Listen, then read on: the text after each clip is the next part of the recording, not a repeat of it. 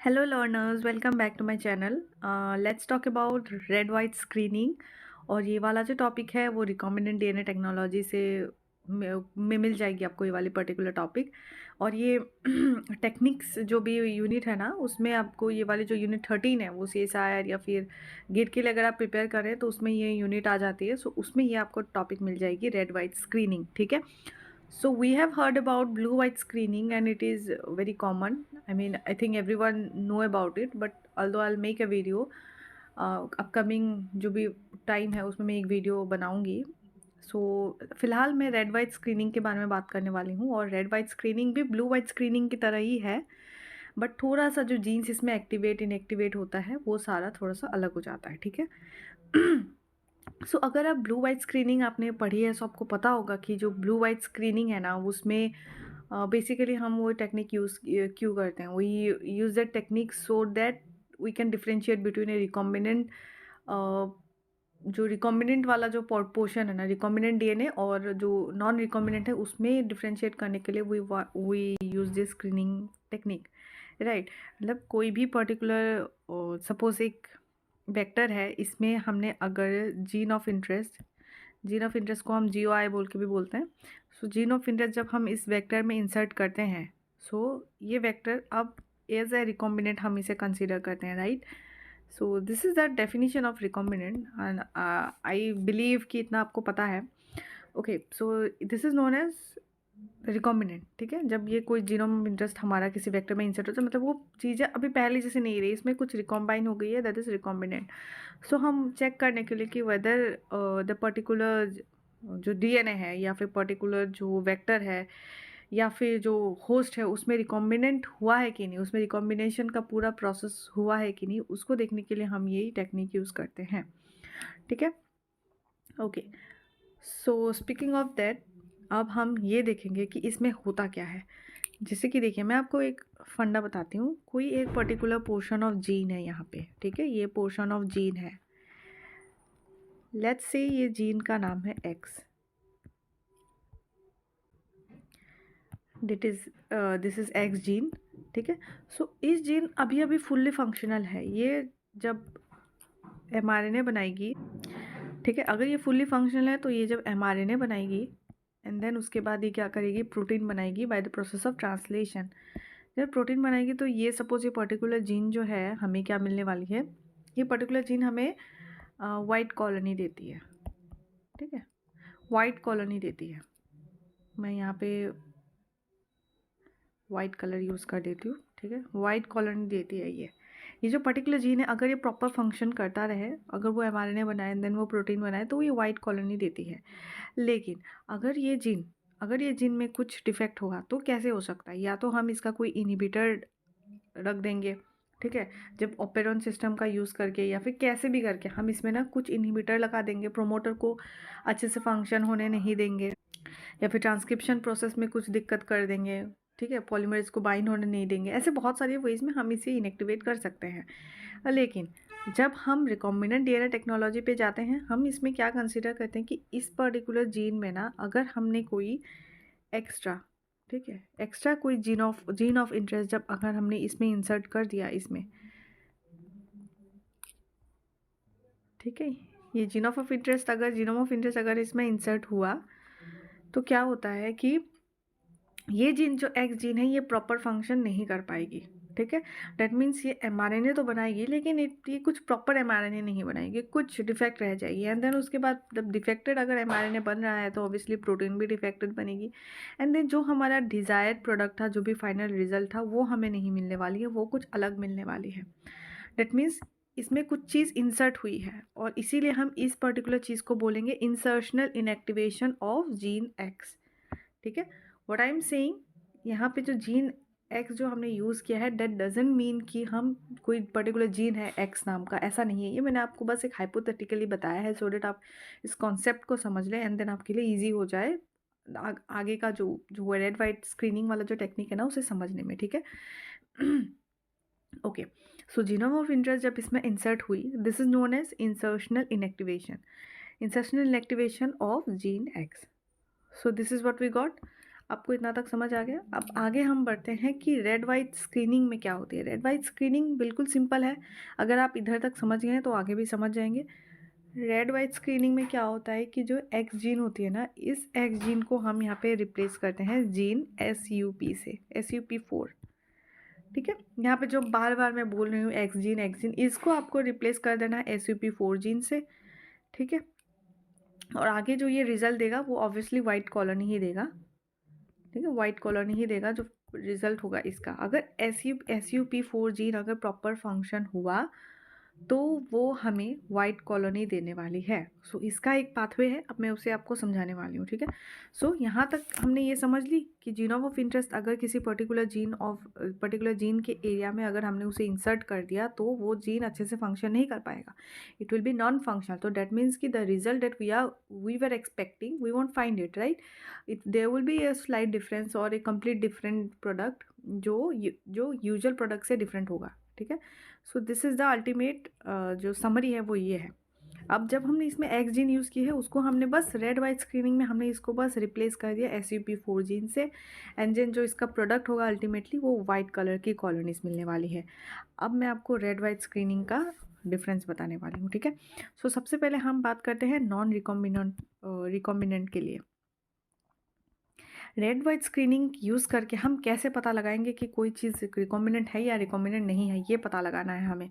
ठीक है, so non recombinant कैसे पता लगेगा कि देखिए अगर हमारा चीज़ें अगर जीन ऑफ इंटरेस्ट अगर इंसर्ट हुआ है तो ऑब्वियसली हमारा प्रोडक्ट कुछ अलग आने वाला है, यूजुअल प्रोडक्ट से अलग आने वाला है। दैट मीन्स कि वो रिकॉम्बिनेंट है, राइट।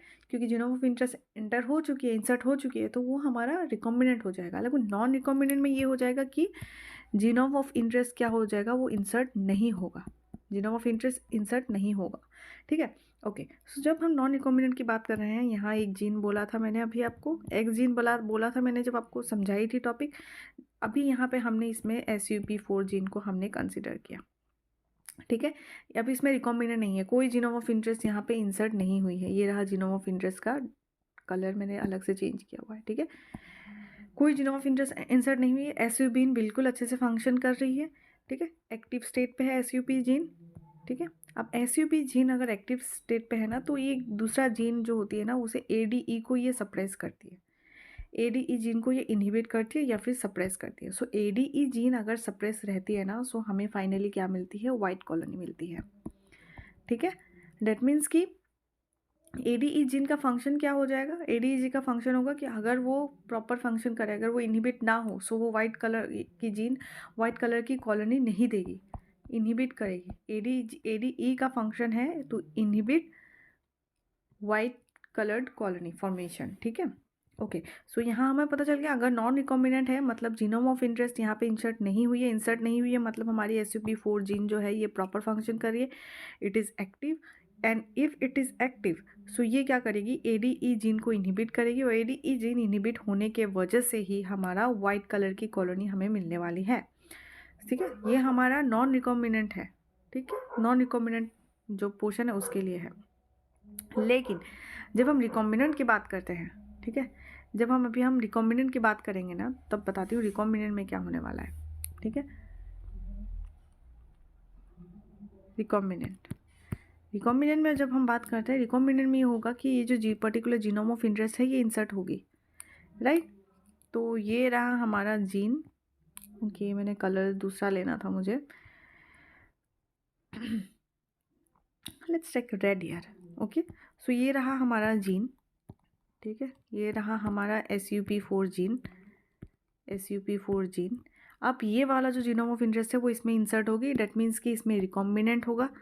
ये देखिए अब इसमें इंसर्ट हो गई है, रिकॉम्बिनेंट हो गई है। अब ये इंसर्ट होने के वजह से क्या SUP4 जीन एक्टिव रहेगी, नहीं रहेगी, क्योंकि इसकी इंसर्शनल इनएक्टिवेशन हुई है, राइट। मैंने थोड़ी देर पहले आपको बताया था। सो ये जीन क्या हो जाएगी, इनएक्टिव हो जाएगी।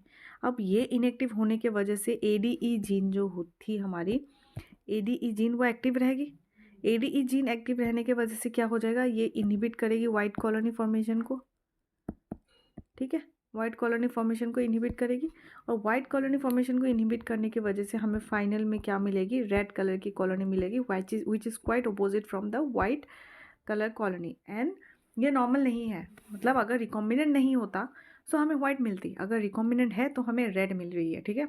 मतलब कि रेड कलर कॉलोनी हमें तभी मिल रही है जब वो चीज़ रिकॉम्बिनेंट है, ठीक है।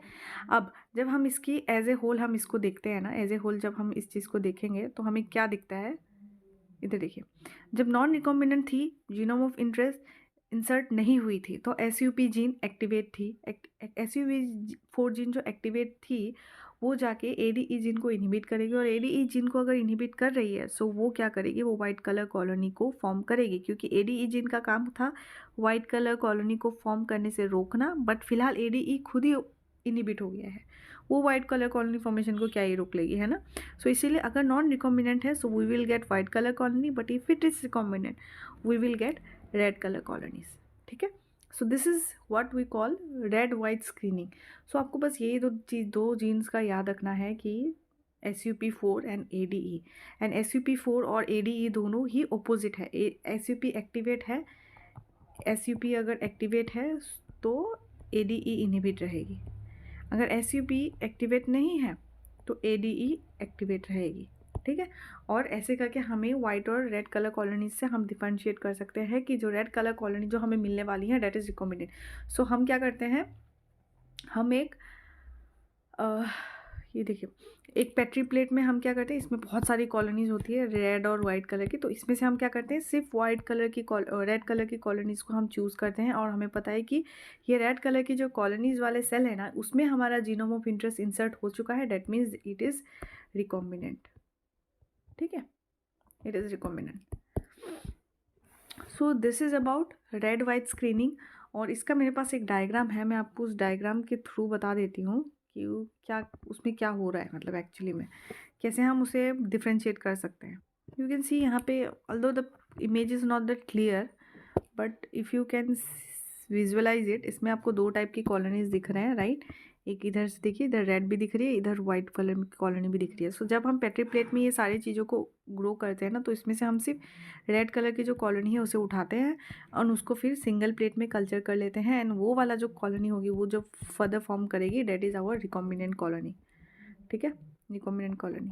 जो पिक्चर यहाँ पे थोड़ी सी ब्लर आई है, बट स्टिल आई होप आप डिफ्रेंशिएट कर पा रहे होंगे, ठीक है। सो एज ए होल अगर हम वापस कंटिन्यू करें, वापस मैं आपको एक समरी बताऊं कि क्या चला पूरा केस में, पूरा चीज़ों में, आप भी मेरे साथ वापस रिकॉल कीजिए। फर्स्ट थिंग इज़ कि इस जो रेड वाइट स्क्रीनिंग वर्क करती है, that works on the like phenomena of insertional inactivation, which means that if a particular gene is inserted in a gene sequence, then the gene itself will get inactivated, ठीक है। because of will we will get a product that is quite different from the product that normally we will get, ठीक है। so in if it is a recombinant product, if the genome of interest is getting inserted into our gene, ठीक है, अगर genome of interest अगर vector में insert हो रहा है then it will inactivate the SUP4 gene, because of which the ADE gene will get activated, and ADE gene is responsible for forming red color colonies. That means it is also responsible for inhibiting the formation of white color colonies. All right, ठीक है। और दूसरा जो है non recombinant में क्या हो जाता है, जब जीनोम ऑफ इंटरेस्ट अगर इंसर्ट नहीं हुआ है सो SUP4 जीन क्या होता है, वो एक्टिवेट रहता है, और SUP4 जीन एक्टिवेट रहने की वजह से ADE जीन इनहिबिट रहता है, और इसके वजह से वो क्या करती है, वो वाइट कलर कॉलोनीज फॉर्म होती है और वो रेड कलर कॉलोनीज फॉर्म नहीं करती है, ठीक है। So this is all about red white screening, और इसी टेक्निक को यूज़ करके हम रिकॉम्बिनेंट और नॉन रिकॉम्बिनेंट जो सेल्स है उसको हम डिफ्रेंशिएट कर सकते हैं, कॉलोनीज को डिफ्रेंशिएट कर सकते हैं। सो ऐसे ही सेम टेक्निक यूज़ करके हम स्टडी करते हैं, ब्लू वाइट स्क्रीनिंग को यूज़ करते हैं, एंड ब्लू वाइट स्क्रीनिंग भी सेम फिनोमिना पे यूज़ होती है, इंसर्शनल इनएक्टिवेशन पे। सो अपकमिंग लेक्चर में मैं आपको ब्लू वाइट स्क्रीनिंग के बारे में बताने वाली हूँ। For now I have explain about red white screening, and if you think कि ये वीडियो आपको हेल्पफुल रही है सो काइंडली लाइक कर दीजिए एंड कमेंट कीजिए if you have any kind of suggestion so that I can improve in whatever way possible. And if you haven't subscribed yet, do subscribe to my channel, or if there is someone else whom you think that my video will be helpful, so do share my video to them, and kindly subscribe to my channel, okay. So that's all for today guys, thank you so much for watching, have a nice day.